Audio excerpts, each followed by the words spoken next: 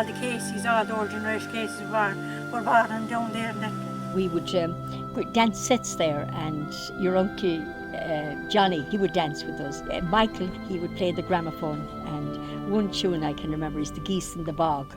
It was a very fast tune, but he'd wind up this gramophone and it would play and play. You and I are first cousins because of the relationship of the two sisters. That's great. So that I'm glad to wind up coming all the way across the country to meet my first cousin for the first lovely. time. They came from a family of 11, and 8 of those immigrated, and 3 stayed in Ireland. Yeah, it's amazing. I can't fathom that you could leave home, most of them never to return again. That's the sad part of it. But well, your mother left for America by probably a donkey and cart, going from Balnacarra to Willbrook Station House, where the West Clare Railway then brought them as far as Ennis. She always talked about the Queenstown. Well, there's a song. Do you know the song? We sailed away from Queenstown, that is the Cove of Cork. A very pleasant voyage we had, and soon we were in New York. There were plenty of friends to meet me there. A job I got next day, but still in all those memories I could hear me mother say, "Goodbye, Johnny dear, and when you're far away, don't forget your dear old mother far across the sea. Write a letter now and then, and send her all you can, and don't forget where'er you go that you're an Irishman." One day there came a letter, it was from Ireland. The postmark said it was from home, but not my mother's hand. It was Father John who wrote to me to say she'd passed away, and still in all those memories I can hear her sweet voice say, "Goodbye, Johnny dear, and when you're far away, don't forget your dear old mother far across the sea." We were down the road, and I suppose our lifestyle would be that in the summertime we would be going where we're going today, to Hinch, going to the seaside. But we got to the seaside on condition we had the cows milked early before Mass. So my brother and myself would go over the fields in the dark, maybe 5:30 in the morning, get the cows, and the only way we'd identify where the cows were sleeping was there was a white cow. We saw the white cow, we were okay. Got the cows over, got them milked, and onto the creamery. The poor donkey was going to facilitate us to get to Hinch, to get to early Mass. There were 2 Masses. If you got to the late Mass, it wasn't worth your while going. Then you cycled to Hinch. You cycled 10 miles to Hinch.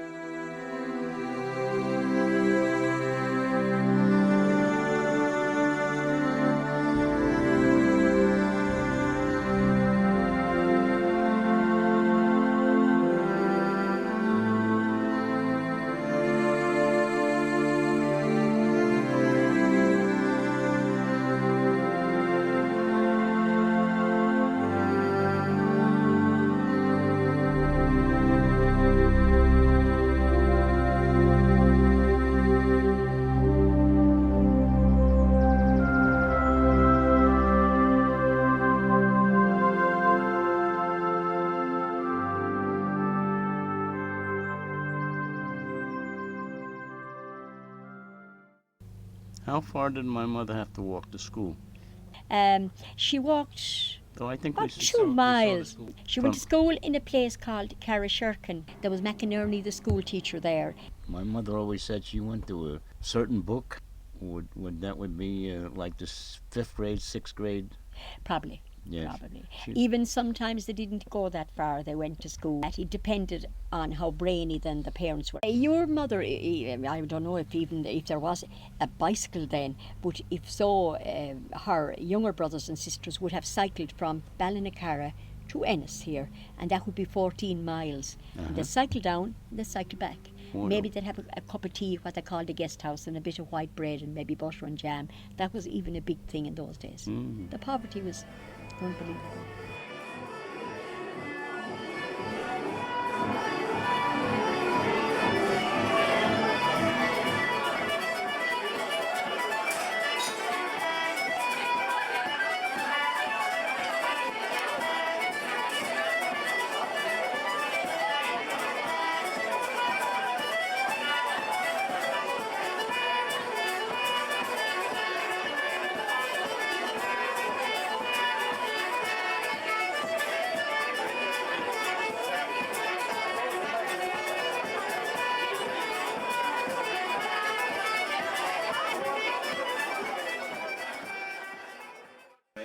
Oh, there must have been 10 left. There was only one.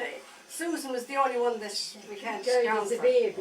Ellen died youngish in childbirth, I think. Mrs. Kennedy. Your mother was your mother was what? What was her name? He was Bridget. Bridget.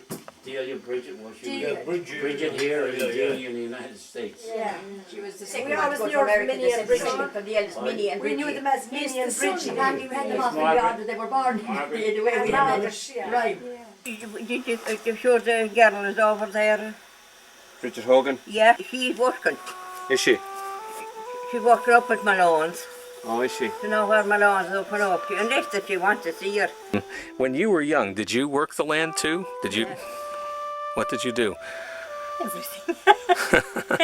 If foot and turning the turf and so places and pick 'em and dig 'em and everything. The Caseys came from a place called Carrishirkin, and in those days they often got a piece of land, a small piece of land from an aunt or an uncle.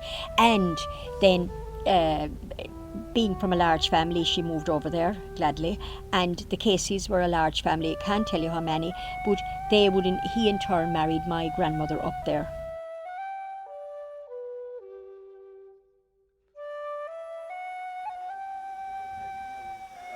What do you remember her telling you about this?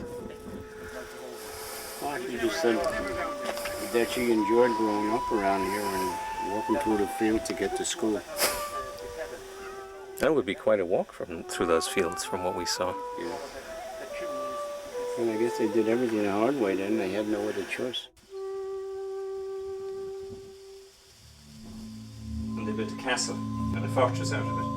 And then it became disused and lost the roof. It's still used as a cemetery. Still people buried there. Where is that? It's about 10 miles from here. A place called Quinn.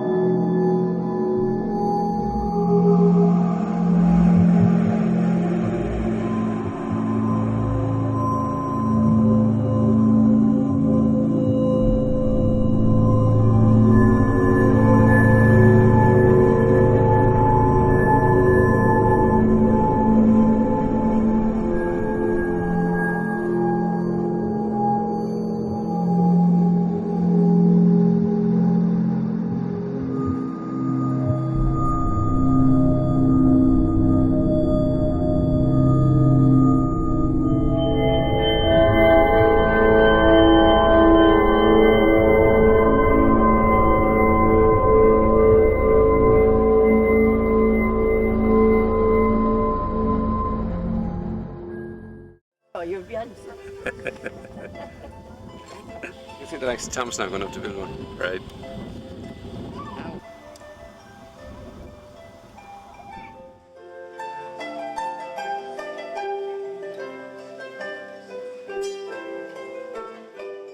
They would go to Bunratty Castle, which the banquet there is absolutely lovely. And it goes back to it's a medieval banquet.